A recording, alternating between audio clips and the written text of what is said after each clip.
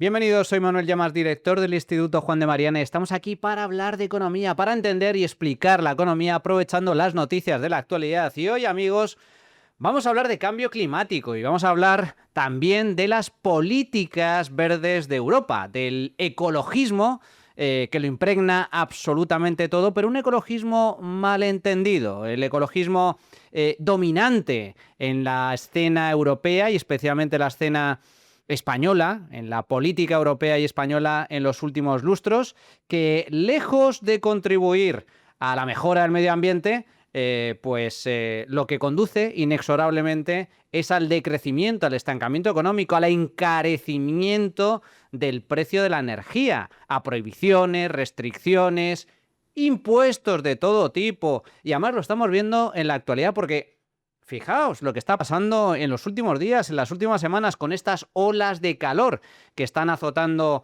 a medio continente, pero que está suponiendo una devastación, especialmente en algunos países, como por ejemplo Francia o Alemania, que no están preparados ante este tipo de olas de calor, entre otras cosas, porque no tienen aire acondicionado. La gente se está muriendo en Francia y Alemania porque no tienen aire acondicionado. ¿Pero esto qué es? ¿No son países modernos? ¿No son países ricos? Pues esto tiene mucho que ver con algunas de esas restricciones y políticas suicidas que por desgracia se están llevando a cabo en los últimos lustros en muchos países de Occidente, aunque no en todos. ¿Hay alternativa a este tipo de políticas ecologistas de izquierdas que buscan el decrecimiento, que buscan el estancamiento, que buscan el encarecimiento de la energía con todas las consecuencias que ello supone para nuestra economía, pero también para las empresas? Pues vamos a hablar de todo ello con un experto en la materia. A continuación.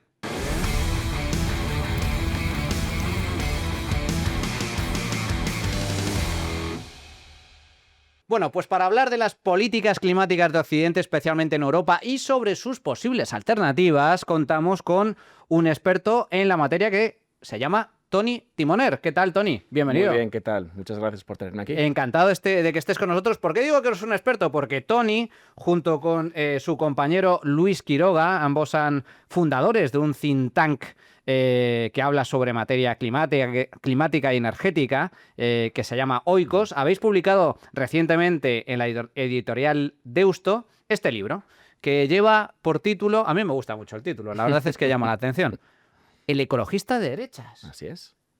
¿Existe un ecologismo de derechas? Yo empezaría por ahí. ¿Qué es el ecologismo de derechas, Toni?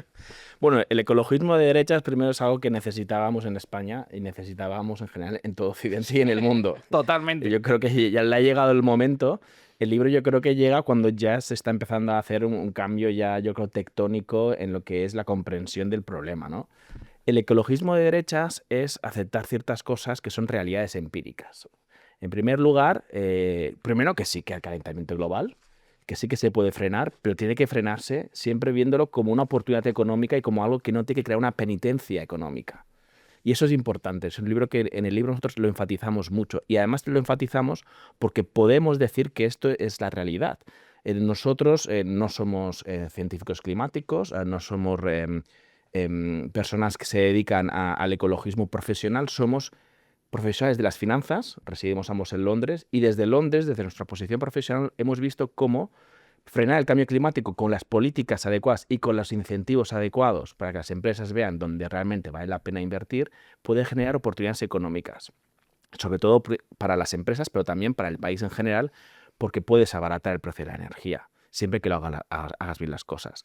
El problema es que no se hacen bien las cosas, a veces se enfoca mucho en objetivos climáticos que no aportan lo que es la ganancia económica necesaria de crecimiento, sino que se enfocan a veces en el decrecimiento y lo único que consigues es crear un efecto contraproducente de descontento o cabreo social, que es muy comprensible. Entonces este libro viene a abordar cómo las cosas se pueden hacer de manera muy distinta y además lo decimos porque vemos que es posible y ocurre. Hay alternativas a las políticas climáticas vigentes en buena parte de Occidente que hasta ahora se han sustentado fundamentalmente en incremento de impuestos, en prohibiciones de todo tipo, en restricciones, en regulaciones absurdas, que en última instancia acaban dañando la economía de los países y también, por lo tanto, el bolsillo de la gente, el bolsillo de la población. Claro, vosotros, en vuestro libro, este ecologismo de derechas, esta alternativa a las políticas ecologetas o políticas verdes que existen en Europa y especialmente en España, entiendo que más que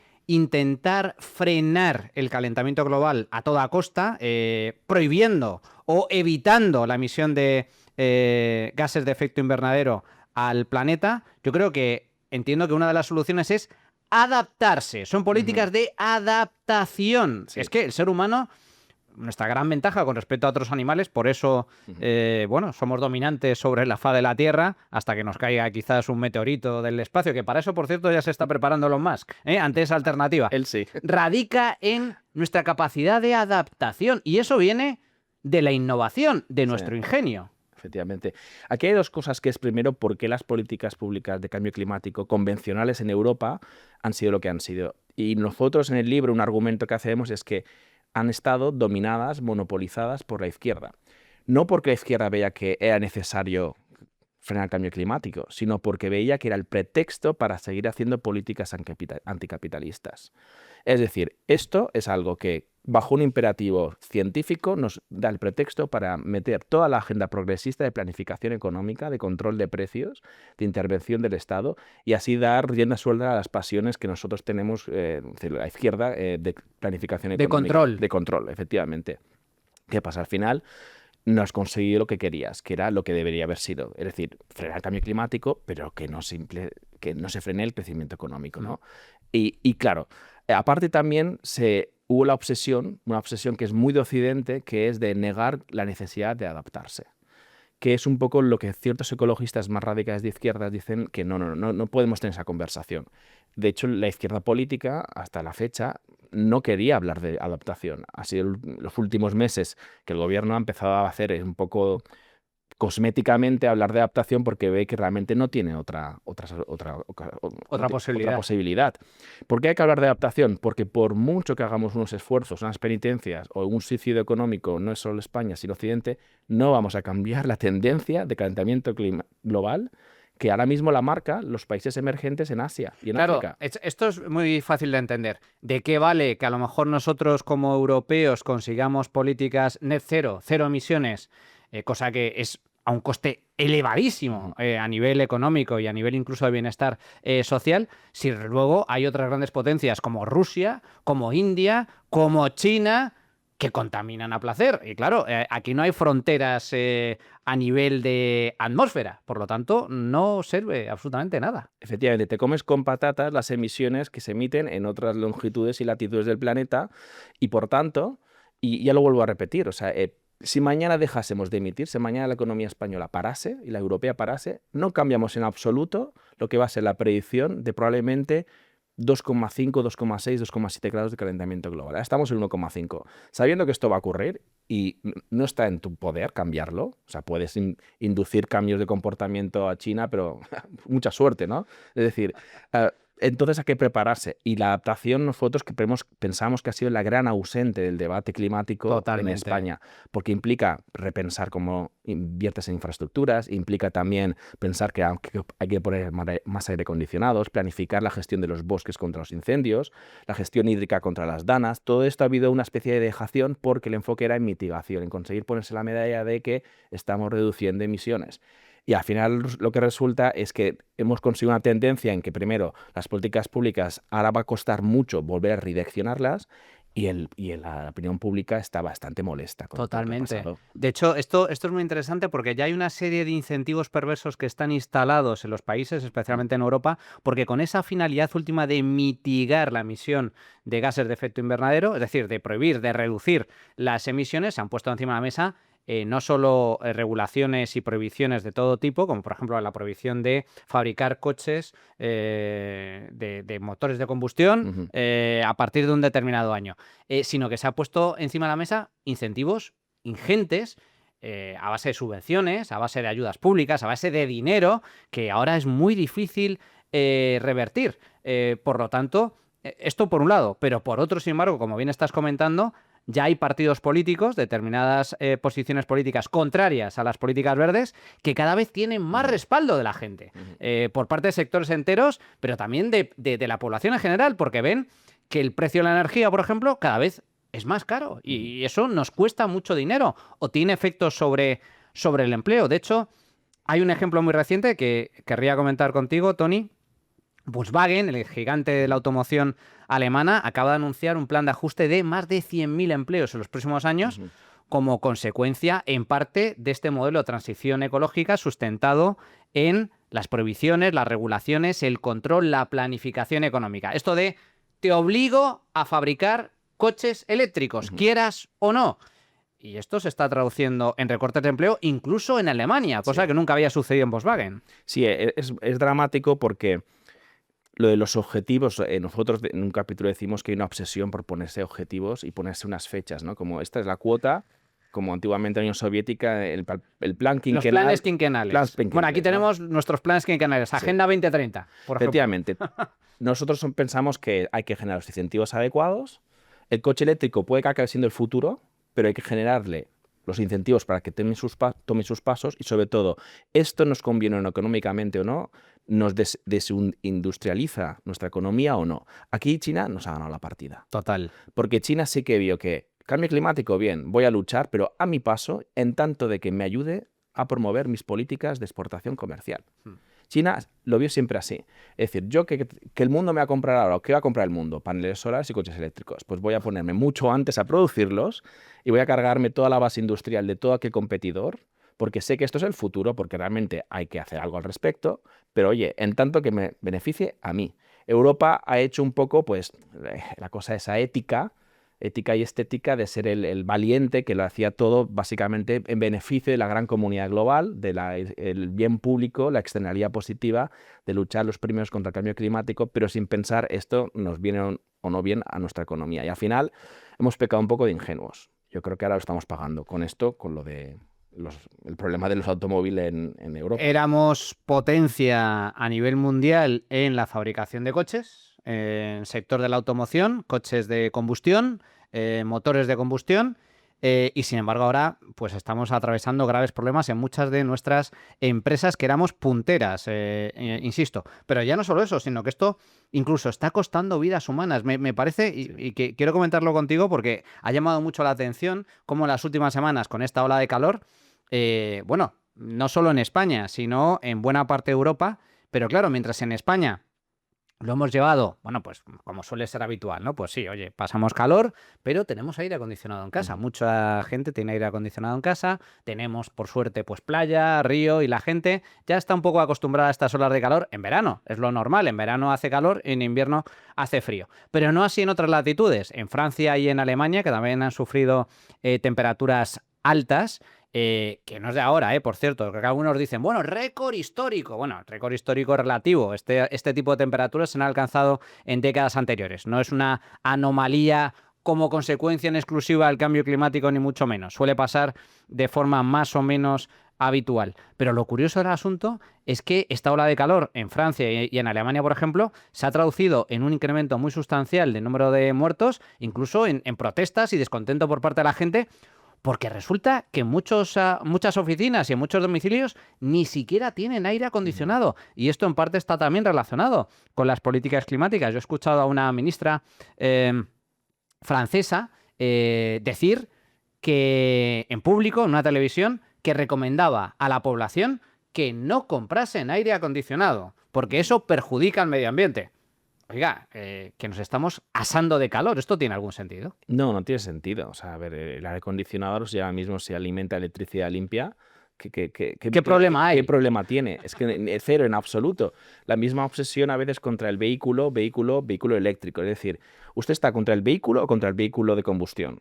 Claro, cuando dicen, no, es que yo que no quiero ver coches en la ciudad. Entonces usted está contra el vehículo. Contra el vehículo en general. Porque si el vehículo eléctrico es eléctrico y encima se alimenta de electricidad limpia, aquí no hay ningún problema. O sea, usted está en contra de una idea de consumo y de bienestar material que asocia al capitalismo y está obsesionado en contra de esto. Entonces, esto es una ridiculez. O sea, esto hay que cambiarlo y hay que pensar que el cambio climático, frenarlo y también adaptándonos al que haya, no puede ser a costa de bienestar y a costa de prosperidad económica. Es que no tiene sentido porque no convencerás a la sociedad y no convencerás a los votantes para que apoyen lo que hay que hacer.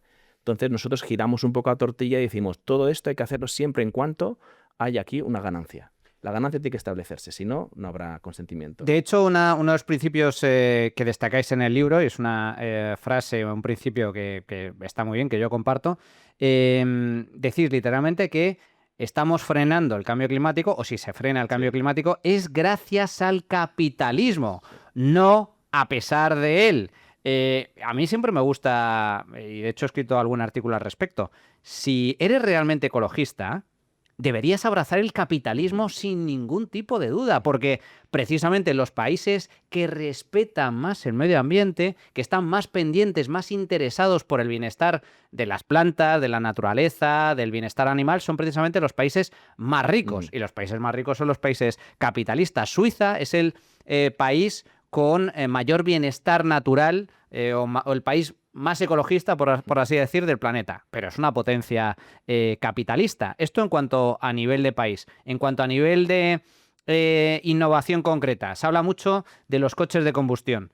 Oiga, que resulta que gracias a la innovación, gracias a las empresas, gracias al capitalismo, ya hay grandes compañías petrolíferas que están innovando, que están avanzando en la fabricación de combustibles sintéticos, que no viene directamente de la producción de hidrocarburos. Por lo tanto, la solución es más capitalismo, no menos. Claro, no, es que es fundamental. A ver, en su origen, el cambio climático es un problema de modernidad industrial. O sea, hubo cambio climático, empezó a haber emisiones, tanto en sistemas capitalistas como soviéticos. Pero el sistema capitalista fue el primero que incorporó eso como una externalidad negativa y empezó a tomar las medidas.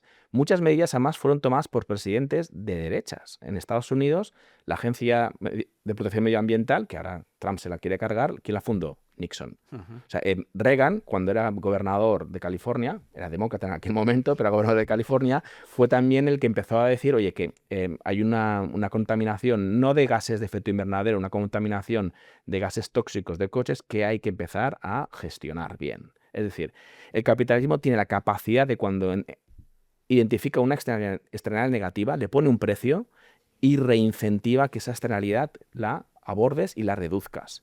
Eso en las economías planificadas o semiplanificadas o híbridas o lo que nos quieran vender no lo hacen. O sea, China ahora mismo, la verdad, sigue aumentando las emisiones. Se supone que ha llegado al pico, pero es que ha llegado al pico después de un buen viaje de aumento de emisiones. Quemando además, carbón como si no hubiera un mañana. Quemando carbón y sigue quemando carbón. Y sigue quemando carbón. Sigue quemando carbón, porque además China ha hecho las cosas de manera muy distinta. Europa lo ha hecho de nuevo muy bien, que es primero la secuencia de que tú descarbonizas el mix eléctrico para conectar cosas. Estas cosas después las conectas porque ya no consumen combustible, los coches. El gas, o sea, el consumo de gas natural para calentar tu casa. Es decir, primero mix eléctrico, después movilidad, transporte, después edificios y después industria. China dice, no. Yo aquí quiero descarbonizar mi flota de vehículos. ¿Por qué? Porque es una estrategia comercial. Mientras que los vehículos de China se conectan a redes eléctricas generadas por carbón. Claro. Entonces dices, que no tiene sentido hacer... climáticamente o ecológicamente, China no hace la casa por abajo. Por los cimientos. Lo hace por el tejado. Por arriba, claro. Entonces, claro, Europa, a ver, nos podemos poner la medalla de una acción maravillosa. De nuevo, vuelvo a decir, Europa ha hecho un gran favor, el capitalismo está haciendo un gran favor al resto del mundo, Occidente, no se le reconoce y encima nos autocastigamos. O sea, es que no tiene sentido. Nos tenemos que dar cierto reconocimiento y reconocer que las economías de mercado, los incentivos, es los que realmente abordan mejor ese problema de las emisiones y el problema también en general de la contaminación. Quien contamina paga es un principio muy capitalista. Pues yo creo que eso tiene que guiarnos. Sí, no, totalmente. Precisamente por eso, vosotros en vuestro libro comentáis también que la transición debe empezar en la factura y terminar en el clima y no al revés. ¿Cómo se traduce este principio en políticas concretas, en propuestas concretas en materia climática, en materia medio ambiente y en materia de energía, que es, digamos, que la clave del asunto? Sí. Bueno, sobre todo hay que pensar que España puede tener un potencial de energía muy barata, renovable, porque tenemos barata y abundante. Barata y abundante, porque es verdad, España no tenemos grandes recursos naturales, pero tenemos dos, sol y territorio. Total. Pero en cantidades... Despoblado, además. Despoblado además, sí. Donde no permiten construir, curiosamente. Sí, efectivamente, sí. Fíjate tú, lo que nos falta, la vivienda que nos falta. Y esto lo tenemos de tal manera que tenemos el potencial de tener una electricidad baratísima y eso muchos inversores ya ven a España como un lugar donde podemos tener grandes inversiones basadas en la competitividad de un precio de energía muy barato. Ajá. Pero lo que pasa es que el precio de la electricidad de España es más barato que el resto de Europa, pero sigue siendo más alto que el resto de Occidente. ¿Por qué? Porque tenemos unas cargas fiscales, porque hemos hecho unos diseños también de cómo funciona la red y tal, ahora lo estamos abordando mejor, el tema del apagón fue un aviso, cómo hacemos un mix eléctrico más diversificado, la firmeza que te dan las nucleares, yo Claro. creo, te da muy buena base. Todo esto tenemos que pensar siempre en la medida en que nos da un precio barato. La respuesta a largo plazo es que tendrá que ser sí a través de las renovables, pero oye, caminemos el recorrido adecuado porque sin precio barato no tiene sentido, o sea, es que no tiene sentido como país, o sea, porque además ahora mismo con la nueva industrialización digital necesitamos esa electricidad barata. Los centros de datos Los que centros de datos. requieren energía, eso va a ser una pugna a Una nivel animalada de internacional energía. brutal, ¿eh? Una anim- Fíjate que Elon Musk ya está, acaba de salir a bolsa SpaceX, ha vendido una pequeña parte de su compañía, convirtiéndole en el hombre más rico de la historia de la humanidad. Pero claro, uno de sus proyectos es crear centros de datos fuera de la Tierra, en el espacio, alimentados con energía, con fuentes también renovables. Pero claro, en esto concreto, es decir, en el caso concreto de España, comentas que, oye, el gran apagón fue un aviso muy importante para navegantes de los errores que se estaban cometiendo en materia de planificación energética, que eso el gobierno lo ha corregido a base, hay que recordarlo, de meter más respaldo de energía, producción de energía con gas, con ciclos combinados, está encareciendo también la factura de la luz, pero sin embargo el gobierno mantiene, al menos sobre el papel, su objetivo, su plan de cerrar las nucleares. Entiendo que esta nueva política energética como alternativa que vosotros defendéis en vuestro libro, este ecologismo de derechas, se debería sustentar en mecanismos eficientes en materia de energía. Fundamental, Tony, la energía nuclear. Fundamental. Sobre todo la energía nuclear de las que ya tenemos. O sea, nuevas plantas nucleares convencionales siempre tienen que tener un análisis coste-beneficio porque los costes hundidos iniciales son muy altos. Yo vivo en Reino Unido y sé que están construyendo nuevas plantas nucleares. Yo creo que es lo correcto que hay que hacer, al menos para el Reino Unido, pero está aumentando mucho el coste, se está inflando mucho el coste. Pero donde realmente es que no tiene sentido es cerrar las que ya están construidas y que tienen unos costes hundidos y básicamente los costes operativos. Y además, una vez que dices que las vas a cerrar, ya es difícil dar la vuelta atrás, Claro. porque dejas de tener ingenieros nucleares, dejas de tener todo el conocimiento técnico, dejas de tener los suministradores, dejas de tener toda la logística en torno a una nuclear que es enorme y no la puedes en 2 o 3 años volver a iniciarla, a reiniciarla. Alemania tiene ese problema. Cerró las suyas y ahora no es capaz de dar marcha atrás. No es capaz de volver a construirlas porque el coste de una enorme, nueva es es enorme. enorme. Todavía tendrán que llegar las pequeñas modulares, que a lo mejor llegarán, ojalá. Está habiendo muchas innovaciones en esa Sí, materia, sí, ¿eh? sí, O sea, sí. pequeñas centrales nucleares que no son tan grandes, no son como las actuales, son pequeñas, pero que son mucho más eficientes, más baratas de construir. Más baratas de construir, hay que escalarlas. A ver, las centrales nucleares pequeñas ya existen, están en submarinos, están en portaaviones, pero generan un kilovatio muy caro. Hay que ir abaratando ese kilovatio y por tanto serán pequeñas y portables, que es lo que, es decir, trasladables, que es lo que hacen los submarinos y los portaaviones. Es decir, el futuro puede que esté allí y además un futuro quizás será prometedor. Es decir, lo importante es diversificar y entender que hay que dar unos pasos adecuados para, sobre todo, en el fondo, o sea, no incrementar absurdamente la tarifa de la luz con impuestos, con decisiones incorrectas de un mix eléctrico incorrecto, estratégicamente incorrecto, y sobre todo algo que va en contra de nuestra prosperidad industrial del mañana. O sea, es que eso es... Totalmente. Vamos, principio de lujo. Y en este caso, tú, Tony, como experto también en geoeconomía, analista de mercados internacionales, también relacionado con políticas climáticas, la irrupción de la inteligencia artificial, como bien comentas, va a suponer un gran reto a nivel energético porque los centros de datos de los que se alimenta la inteligencia artificial consumen un volumen de energía brutal. ¡Brutal! Sí, sí, sí. De hecho, ya conozco algún caso de alguna gran compañía tecnológica en Estados Unidos que están, debido precisamente al exceso de regulación en Estados Unidos, que está a años luz de Europa, es decir, mucho más flexible Estados Unidos que la Unión Europea en materia de energía, pero aún así sigue existiendo regulación, siguen existiendo trabas y ya se están planteando crear de la nada sus propias infraestructuras energéticas para alimentar Sí, sus sí, sí, sí. centros de datos. Mm. Eh, Europa tiene que dar un cambio Ujú. radical de 180 grados. Sí, totalmente. O sea, efectivamente, el centro de datos ya tiene que ir acompañado de una de generación eléctrica suplementaria adicional, idealmente renovable, sobre todo en un lugar donde haya mucho sol, pero también un problema que está teniendo muchos países, incluido Estados Unidos, que España lo podía resolver también con una ventaja competitiva, es que necesitan agua, Agua, mucha agua, es cierto, para refrigerar, ¿no? refrigerar.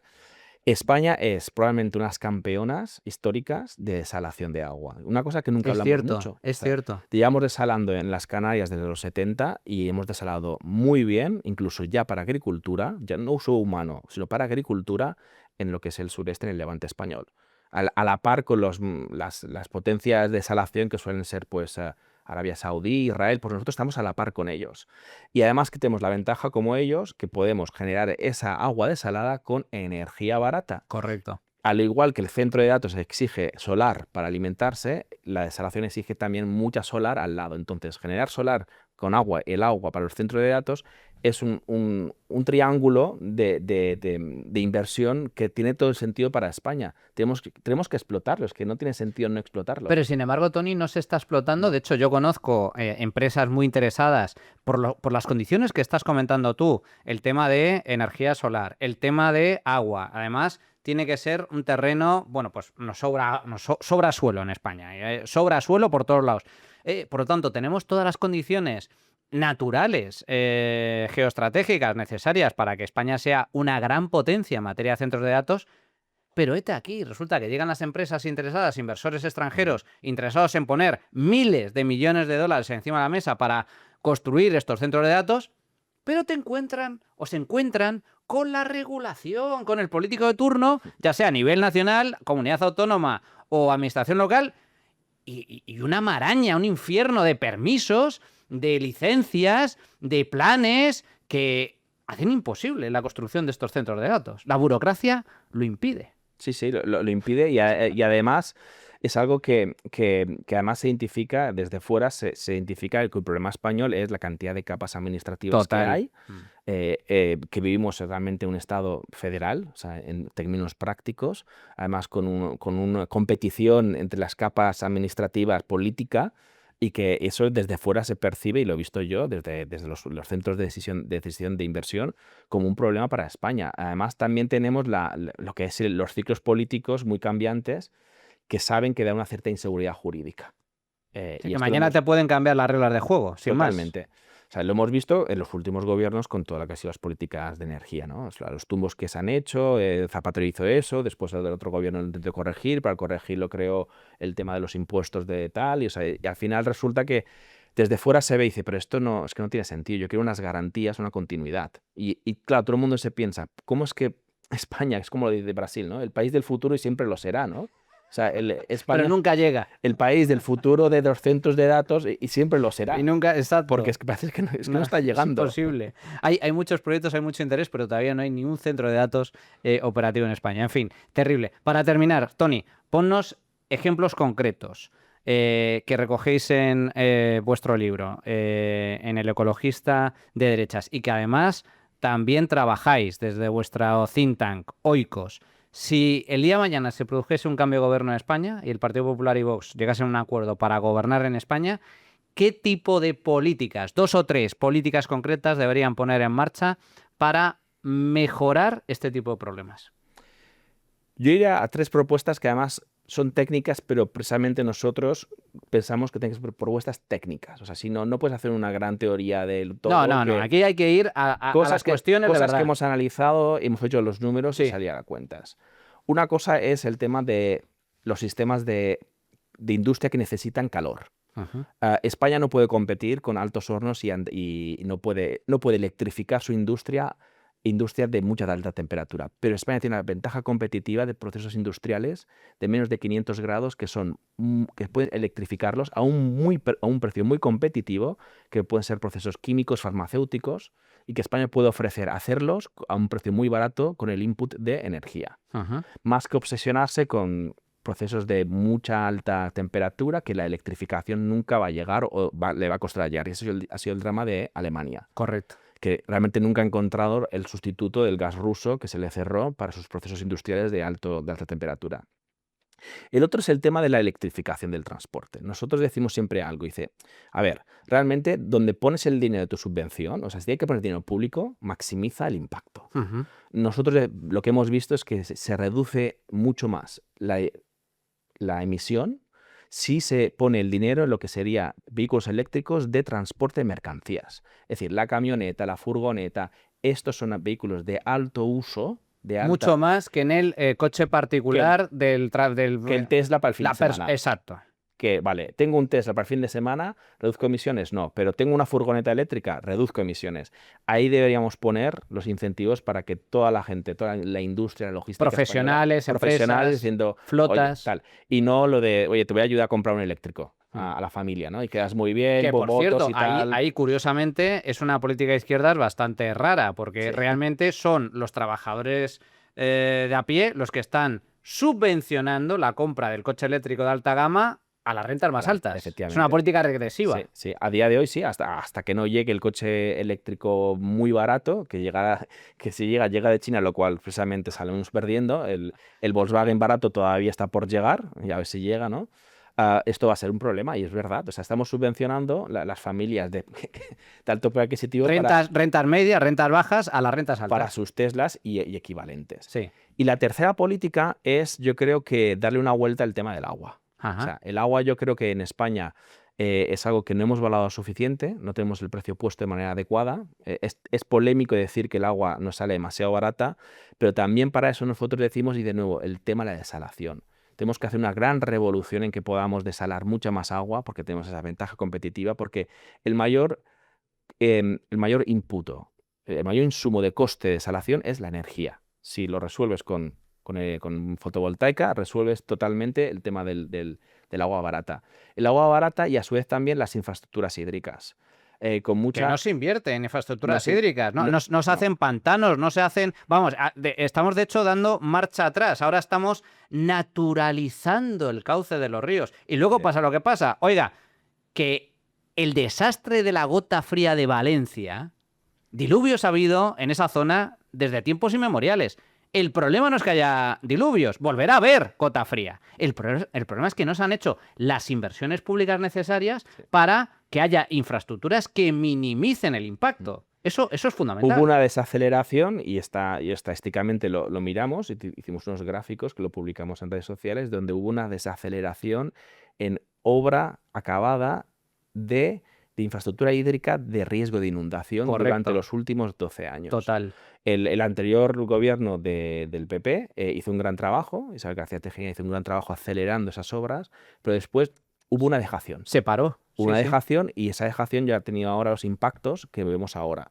O sea, hay que hacer política hídrica de transición, es decir, vamos a suministrar agua a la economía española barata y suficiente y de calidad, pero también política de adaptación hídrica. Es decir, si va a haber más danas, que va a haber más danas, seguro, probablemente a lo mejor más virulentas, no podemos vivir con la idea de que, oye, no se puede hacer nada porque los cauces y tal, o porque no hay dinero, o sea, no. Hay que empezar también a planificar y planificar también, yo creo, recuperar la idea del Plan Hidrológico Nacional, que es muy importante. Fundamental, que no se desperdician, bueno, en fin, una cantidad ingente de agua que acaba en el océano y no tiene ningún sentido que haya una España tremendamente rica en agua, tremendamente húmeda, con abundancia de agua, y otra España absolutamente seca, pasando sed, cuando lo único que se necesita es invertir en infraestructuras, ni más ni menos. Sí, una buena coordinación de infraestructuras y darle una vuelta al tema hídrico, porque será un tema cada vez más importante. más importante. Bueno, pues Hay alternativa al ecologismo de izquierdas imperante que nos lleva a la más absoluta ruina y que se sustenta fundamentalmente en prohibiciones, en encarecimiento de la energía, en regulaciones absurdas, en impuestos de todo tipo, en planificación económica. No, amigos, la solución a los retos del medio ambiente, la solución a los retos del cambio climático son soluciones de mercado. Está en el mercado, está en las economías de mercado, está en más capitalismo, no en menos, porque, oye, Tony, a lo mejor podríamos ser los más ecologistas del mundo si volvemos a las cuevas, como vivían nuestros antepasados en Altamira. Regresamos a las cuevas y somos ecologistas al máximo nivel. Nos dedicamos a vivir de la caza sostenible. Eso sí, nos costaría quizás, no sé, 40 millones de vidas. A lo mejor sobreviviríamos 5 o 10 millones de personas. El resto se morirían de inanición. Pero seríamos muy ecologistas. No, amigos. Esa no es la solución. La solución es más capitalismo, más innovación, incentivos correctos. Tenemos sol, aprovechémoslo.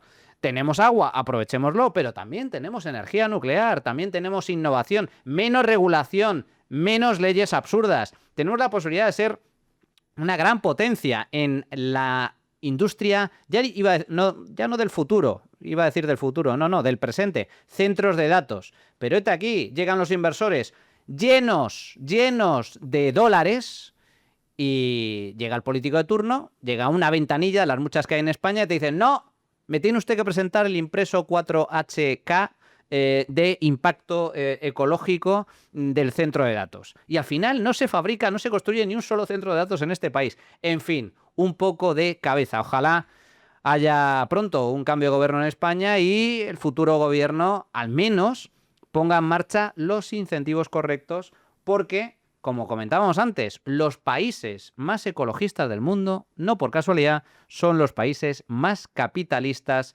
del mundo. Tony Timoner, un auténtico placer que hayas estado con nosotros. El ecologista de derecha, recuerden, editorial Deusto, de la mano también de tu socio y compañero Luis Quiroga. Un auténtico placer, Tony. Igualmente, muchas gracias. Muchísimas gracias. Ojalá algunas de las propuestas que habéis puesto encima de la mesa y que recogéis en el libro sean escuchadas. A todos vosotros, un auténtico placer. Espero que os haya gustado el programa. Recordad, antes de despedirnos, tenéis que visitar Freedom Collection, nuestra tienda online donde vais a encontrar tazas, sudaderas, camisetas, en fin, ¿qué os voy a contar que nuestro querido Jano no os haya contado ya? Hasta aquí el programa de hoy. Espero que os haya gustado. Muchas gracias a todos. Despierta, que no te engañen. Y recuerda, si quieres defender la libertad, si quieres defender tu libertad, súmate al Instituto Juan de Mariana. Hasta la próxima, amigos.